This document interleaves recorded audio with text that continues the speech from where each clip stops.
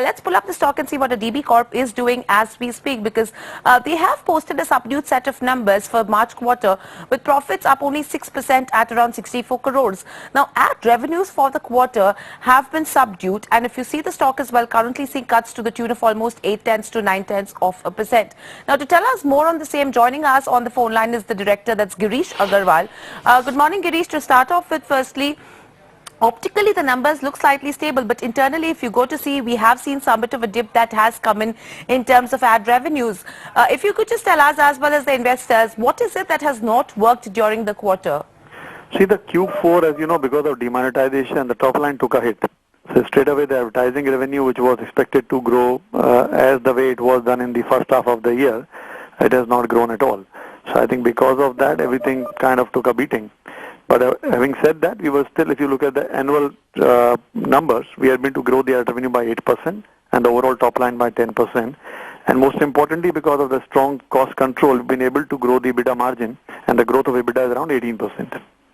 Apart from that, if you see in terms of, as you just mentioned that there has been a role of demonetization in Q4, do you expect this kind of impact to continue at least in the first quarter of FY18, or do you think it will be off the demon effect? So I would say it's a mixed number. April month has gone good. May still is not that exciting in last 15-20 days. So let's see how the monsoon hits and all that. So I think overall, we just can't go by the month on month or a quarter to quarter. I would say if I look at the overall 12 months going forward, I'm pretty positive about the outlook. If you see in terms of a raw material expense is concerned, that has increased by around 1.6% on a year-on-year basis. We have seen an increase in the newsprint price as well. Overall, do you expect this kind of an impact to continue in the coming quarters? What's your outlook? 2-3% increase in the newsprint cost is very much kind of under control. So I would say if that the kind of cost increase we are expecting, then next year overall cost advantage will actually come to us because of the dollar being on our side currently. In terms of where the radio business is concerned, how has the performance been in the fourth quarter, and what's your expectation if you talk from an FY18 perspective? If you look at the overall 12 months, radio has grown by 18% and with a strong EBITDA margin of around 38%. Now this also includes the expenses of the new launches which they have incurred in the last 5 months. So next year I'm very, very robust about the radio business because the 13 more stations which have started in last 4-5 months, that will have the revenue coming out next month. So radio is going to be very strong next year.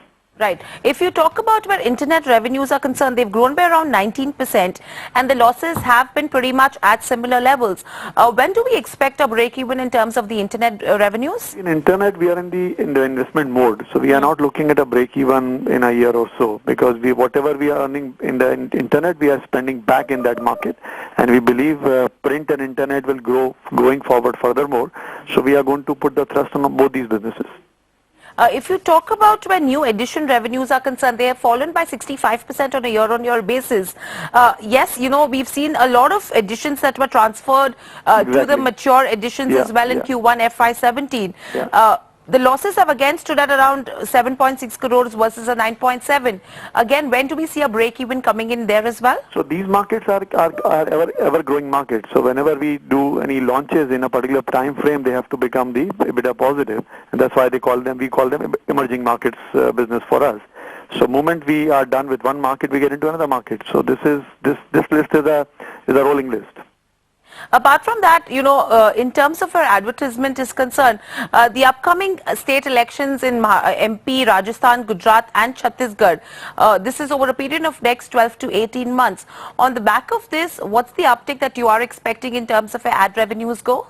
I also mentioned earlier that the elections are no more a big deal for us in terms of advertising revenue growth. So I'm not really focusing on any election because they will give me some advertising benefit coming in. Right. Overall, if you go to see in terms of where FDI is concerned, if you talk about where print media goes, anything that you have been hearing on it and anything that you would have to give us as well as the investors? We don't have any information from that front. Okay. But if FDI then comes in terms of a print media is concerned, what is the kind of opportunity that stands for the industry as well as a company like yours? See, more money coming into the sector will help the sector to grow furthermore. But I don't know in what format and in which particular area. So it will be too premature for me to comment on it right now. And lastly, Girish, in terms of our FY18 is concerned, how is the outlook expected? Because yes, this year has been affected slightly on the back of demonetization. But what's the kind of growth that you are expected to see? See, if we consider the demonetization impact to be over, then this year should be a very good year. And any financial, percentage that you could give us, that are you expecting a double-digit growth in terms of top line and bottom line? Certainly. And Yes. what's the expectation at the margin front as well? Double digit would be a reasonable number. On the top line and bottom line. And what about margins? See, currently we are at around almost 30% margin.